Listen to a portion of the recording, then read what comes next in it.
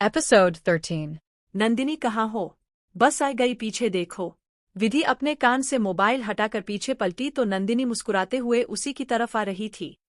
विधि नंदिनी को हक करते हुए बोली, बस 2 मिनट रह गया, चलो जल्दी।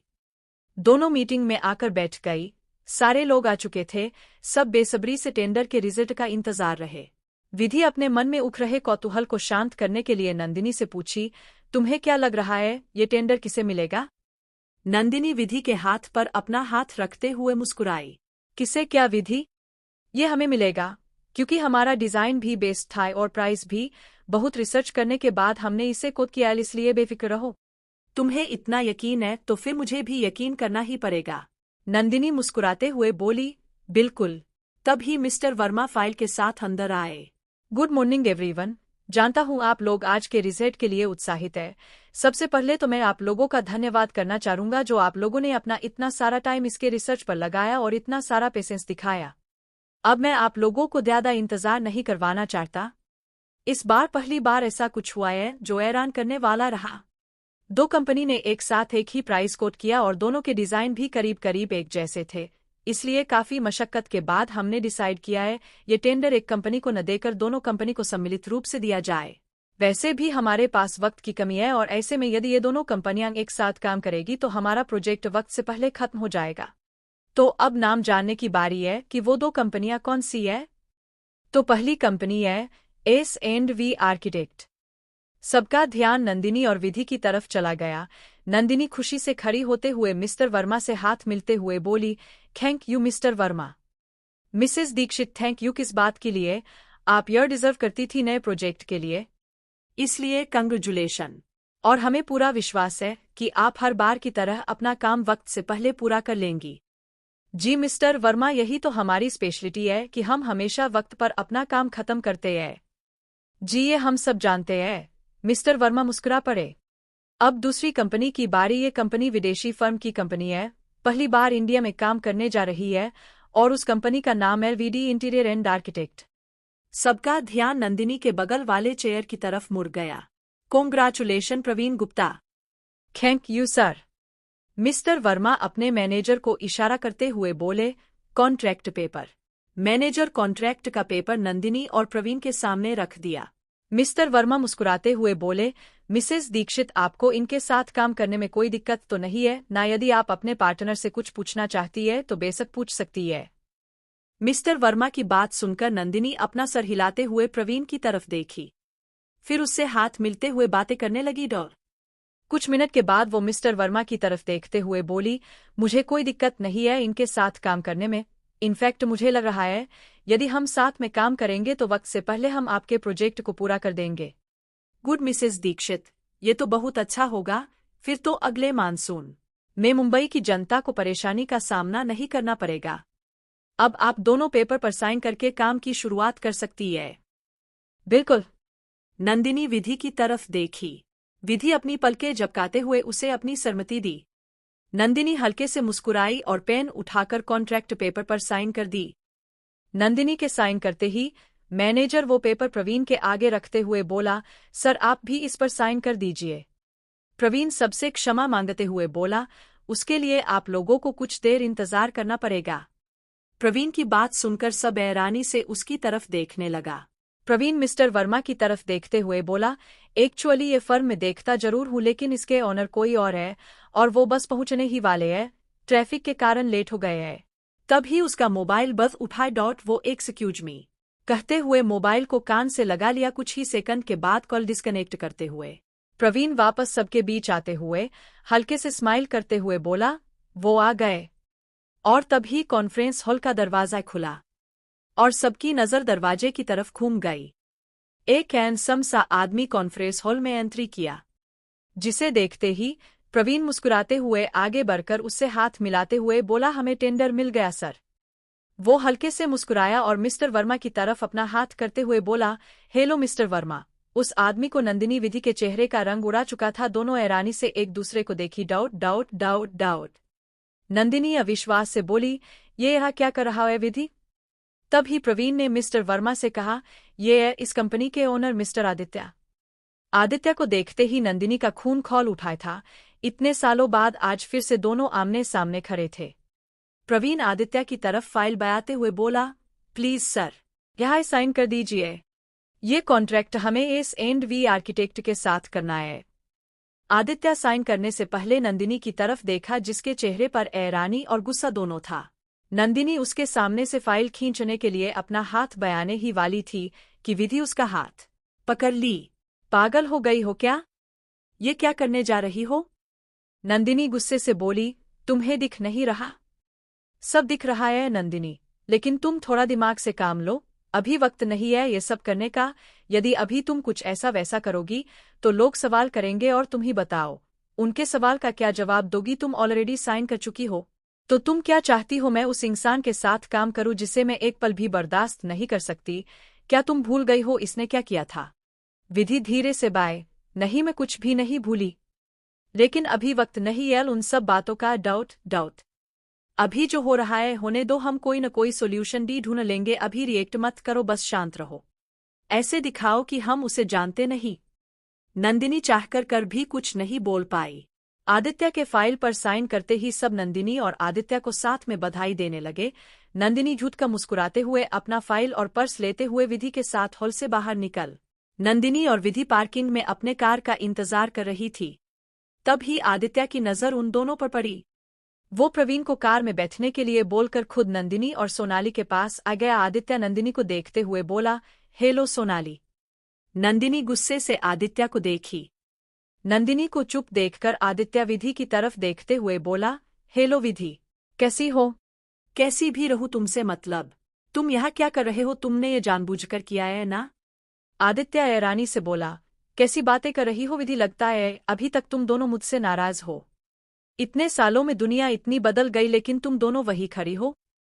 विधि अपने हाथ मोड़ते हुए बोली, क्या कभी कुत्ते की पूंछ को सीधे होते हुए देखे हो? आदित्य अपना सर झुकाते हुए बोला, मैं समझ सकता हूँ तुम लोगों की नाराजगी, लेकिन विश्वास करो अब मैं वो आदित्य नहीं रहा जिसे तुम लोग जानती थी। तब मैं यंग था, बेइंतहा प्यार करता था सोनाली से, उसे पाना चाहता था और उसी प्यार के हाथों मजबूर होकर मैंने वो सब किया जो कि बहुत गलत था। मैं बहुत शर्मिंदा हूँ आज भी। जानता हूँ मैं माफी के लायक नहीं हूँ, लेकिन सोनाली प्लीज, क्या तुम एक बार मुझे माफ नहीं कर सकती? नंदिनी गुस्से से दांत पीसते हुए बोली, पहली बात मैं कोई सोनाली नहीं हूँ, मेरा नाम नंदिनी है, नंदिनी कार्तिक दीक्षित। नंदिनी कार्तिक पर जोर देते हुए बोली, लेकिन मेरे लिए तो सोनाली ही होना। सोनाली मर चुकी है, चलो विधि यहाँ से। नंदिनी विधि का हाथ पकड़ते हुए बोली। आदित्य दोनों के सामने आते हुए बोला, हर इंसान को सुधरने का एक मौका मिलता है तो वो मौका मुझे भी मिलना चाहिए न डाउट। तुम दोनों से वो मौका मांग रहा हूँ, सच में बहुत शर्मिंदा हूँ मैं। विधि आदित्य को देखते हुए बोली, वो क्या है ना, सूरज तो पश्चिम से निकल सकता है लेकिन आदित्य बदल जाए ये संभव नहीं। ऐसी बात नहीं है विधि, बिना कुछ जाने तुम ये कैसे कर सकती हो कि मैं वैसा ही हूँ? यदि वैसा ही रहता तो इतने सालों बाद वापस नहीं आता, तब ही आ जाता। सच तो ये है कि मैं तो कभी वापस आता ही नहीं चाहता था, लेकिन डैड के कारण आना पड़ा। जो गलती 25 साल पहले मुझसे हुआ था उसकी सजा तो मैं ऑलरेडी भुगत चुका हूँ। अब बस एक उम्मीद के साथ तुम्हारे सामने खड़ा हूँ कि तुम दोनों मुझे माफ कर दोगी, प्यार में की गई नादानी को समझकर। आदित्य के चेहरे से उसका पछतावा साफ साफ दिख रहा था। विधि नंदिनी का हाथ पकड़ते हुए बोली, कोई ऐसी वजह नहीं है कि हम तुम्हारे ऊपर विश्वास करें। आदित्य अपने ओंठों को दबाते हुए बोला, सही भी है, मेरी गलती ही कुछ ऐसी थी, लेकिन एक दिन देखना, मैं साबित करके रहूंगा कि मैं बदल गया हूँ। इंतजार रहेगा हमें। ये कहते हुए विधि सोनाली के साथ कार में आकर बैठकर गई। ऑफिस चलो, विधि के बोलते हो ड्राइवर कार ऑफिस के लिए बया दिया। दोनों वहां से जा चुकी थी, लेकिन आदित्य अब भी वही खड़ा उन दोनों को जाते हुए देख रहा था। आदित्य अपने नम आंखों को छुपाने के लिए अपने हाथ में थामे ब्लैक चश्मा को निकालकर अपनी भींगी आंखों पर चया लिया और मन ही मन बोला, काश सोनाली तुम मेरे बदलाव को देख पाती। टिम्पस कॉलेज शुरू हुए 15 दिन हो चुका था। इन 15 दिनों में ही हमेशा की तरह विराज का जादू लड़कियों पर चल चुका था। अपने कॉलेज का सबसे हैंडसम लड़का होने के तगमे के साथ साथ वो बास्केटबॉल का भी बेस्ट प्लेयर था। एक तो सारी लड़कियां पहले से ही उसके लुक भी फिदा थी, उस पर से वो जब भी अपने दोस्तों के साथ बास्केटबॉल कोर्ट में उतरता तो लड़कियां की सांसें थम जाती। हर लड़की उसे अपना डेट बनाना चाहती थी। वहीं कॉलेज में उन तीनों दोस्तों की तिगड़ी काफी फेमस हो चुका था। जब भी वो तीनों अपनी बाइक से निकलते तो उन्हें देखकर लड़कियां क्रेजी हो जाती। विराज के लिए लड़कियों की दीवानगी देखकर संजना को जलन भी होता और उसे अच्छा भी लगता था, ये सोचकर कि विराज जैसा कोई नहीं है। जानबूझकर हमेशा विराज से चिपकी रहती, जिससे बाकी लड़कियां को ये एहसास हो कि विराज सिर्फ उसका है। उधर अनिका अब ठीक हो चुकी थी। अंकिता और विक्रम किसी काम से दूसरे शहर गए हुए थे। डाउट। अनिका उनके आने से पहले कॉलेज जाना चाहती थी। कॉलेज जाना उसकी पसंद नहीं, बल्कि उसकी मजबूरी थी। वो खुले में सांस लेना चाहती थी और इसके लिए उसे इस घर से दूर जाना था। अनिका अपने जैकेट का चैन लगाते हुए नीचे हुकी और शूज के लेस को बांधने में बिजी हो गई। मीनू परेशानी से अनिका के सामने नीचे बैठते हुए बोली, बेबी प्लीज, ऐसे बिना मैडम को बताए मत जाइए, वो मुझ पर गुस्सा करेंगी। अनिका लेस बांधते हुए बोली, उन्हें गुस्से के सिवा आता ही क्या है, और ये मेरी जिंदगी है, इसे मैं अपने हिसाब से चलाऊंगी। उनके हाथ की कठपुतली बनने का मेरा कोई इरादा नहीं है। वो मुझ पर गुस्सा करेंगी। अनिका खड़ी होते हुए बोली, वैसे तो मैं दुनिया में किसी की नहीं सुनती और ना किसी के परवार करती हूँ, लेकिन आपके लिए इतना जरूर कर सकती हूँ क्योंकि आप मेरे लिए सबसे ज्यादा मायने रखती है। जाइए, आप उनसे बोल दीजिए कि मैं कॉलेज जा रही हूँ। वैसे भी मैं ऑलरेडी 2 वीक लेट हो चुकी हूँ। अनिका के कहते ही मीनू जल्दी से अपना मोबाइल निकालकर अंकिता का नंबर डायल कर दी। अंकिता विक्रम के साथ मीटिंग में बैठी हुई थी। क्या हुआ मीनू, क्यों इस वक्त कॉल कर रही हो? तुम्हें पता है न मैं मीटिंग में हूँ। सॉरी मैडम, डिस्टर्ब करने के लिए। वो अनिका बेबी अपने कॉलेज जा रही है क्या? जी मैडम। वो पागल हो गई है क्या? उसे बोलो मैं शाम तक आ जाऊंगी। मैडम वो मान नहीं रही, सामान कार में जा चुका है। उफ़े, लड़की का मैं क्या करूं? बात न मानने की कसम खा रखी है। अब जब उसने फैसला कर ही लिया है तो मेरी कहाँ सुनेगी। एक काम करो, उसके साथ एयरपोर्ट पहुंचकर मुझे कॉल करो। Okay madam. मीनू कॉल काटकर अनिका का बैग उठाते हुए बोली। थैंक गॉड मैडम मान गई। मीनू को गहरी सांस लेते देखकर अनिका हल्के से मुस्कुराई और बैग पैक और बैडमिंटन को अपने कंधे पर टांगते हुए बोली, अब खुश ना? मीनू अपनी गर्दन हाँ में हिलाई। तो फिर चले। अनिका मीनू की तरफ अपना हाथ बढ़ाई। अनिका मीनू के साथ एयरपोर्ट के लिए निकल गई। अनिका के जाने से मीनू बहुत उदास थी। अनिका उसकी आदत बन चुकी थी। जब अनिका 5 दिन की थी तभी अंकिता उसे संभालने के लिए मीनू को अपने घर लेकर आई थी। अनिका के सिवा मीनू का और कोई नहीं था। वो अनिका को वो प्यार देती रही जो उसे अपनी मां से कभी नहीं मिला। उसके लिए अनिका उसकी बेटी थी। कब वो आया से अनिका की दोस्त मां बन गई पता ही नहीं चला। लेकिन वो जानती थी जब तक विक्रम इस घर में है तब तक वो कभी खुश नहीं रह सकती। अंकिता के हाथ पर विक्रम ने अपने नाम का पट्टी बांध रखा था, तभी उसे उसके सिवा कोई नहीं दिखता था, यहाँ तक कि अपनी बेटी भी नहीं।